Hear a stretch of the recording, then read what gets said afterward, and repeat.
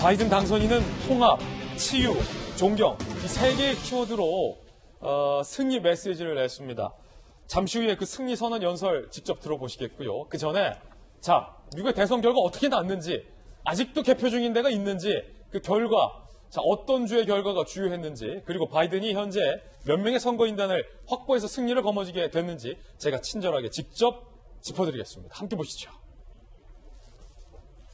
미국 대선 주요 경합주 개표 결과 함께 보시죠. 먼저 조 바이든 당선인이 매직 넘버가 제가 270명이라고 했잖아요. 그런데 그 270명보다 20명을 훌쩍 넘게 가져갔습니다. 현재 조 바이든 당선인은 290명의 선거인단을 확보하면서 사실상의 승리 선언을 하게 된 겁니다. 그런데 흥미로운 건 도널드 트럼프 대통령이 이에 한참 못 미치는 214명밖에 확보하지 못했는데도 계속해서 선거 패배를 인정하지 않고 있다는 겁니다. 지금까지 미국 역사는 승자, 승리 연설뿐만 아니라 패자의 승복 선언이 주요 관행이었는데 그 긴 100여 년의 미국의 역사를 트럼프 대통령이 정면으로 깨고 나서면서 미국 사이에 이 복잡한 문제가 됐습니다.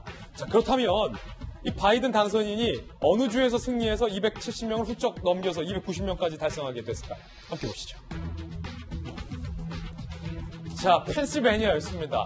예측을 깨고 트럼프 대통령이 가져갈 것이라는 그 예측을 깨고 선거인단 20명이 걸려있는 펜실베니아를 조 바이든이 가져갔습니다. 49.8대 49.1 치열했습니다. 트럼프 대통령이 앞서가다가 조 바이든 당선인이 이걸 뒤집으면서 결과적으로 선거인단 20명을 가져가게 됐습니다. 여기에 더해져서 니바다냐 네바다냐 소위 이런 논란까지 농담까지 있었던 네바다주의 결과도 나왔습니다.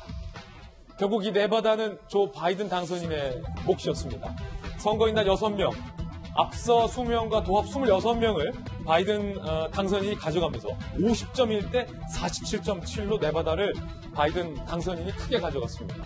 결과적으로 26명이 더해져서 바이든 당선인이 선거인단 290명을 달성하게 됐고 승리를 확정 지을 수 있게 된 겁니다. 치열한 조지아는 현재도 치열합니다. 16명의 선거인단이 달려있는 조지아 굉장히 치열했는데요. 지금 트럼프 대통령이 49.3, 바이든 당선인이 49.5 여전히 치열합니다.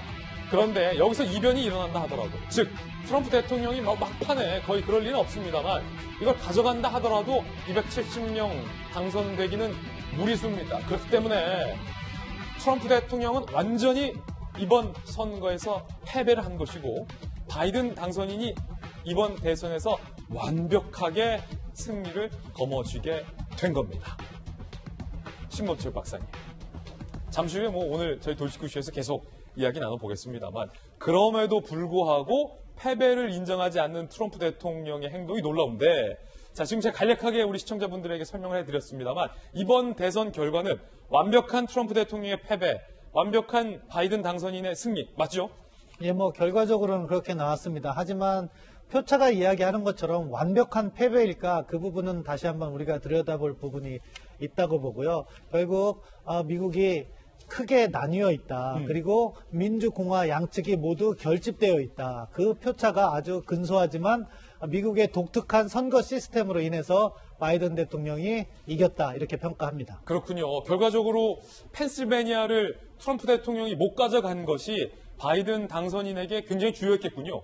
그렇습니다. 펜실베니아가 투표인단 20명이거든요. 그렇기 때문에 펜실베니아를 가져옴으로 인해서 트럼프 대통령이 바이든 당선자가 아슬아슬한 승리, 그러니까 270표 겨우 넘는 승리가 아니라 20표 이상 290표를 얻을 수 있는 그런 기반이 마련돼서 사실 트럼프 대통령이 지금 상황에서는 무언가 법적 소송을 준비하려고 하지만 지금 카운트되지 않은 게 조지아주 16표가 있기 때문에 네. 그것까지 카운트된다면은 사실은 트럼프 대통령이 소송 제기하는 것에 정치적 힘을 얻기가 상당히 어렵고 그렇게 된다면은 삼권 분립을 중시해온 미국의 대법원을 포함해서요.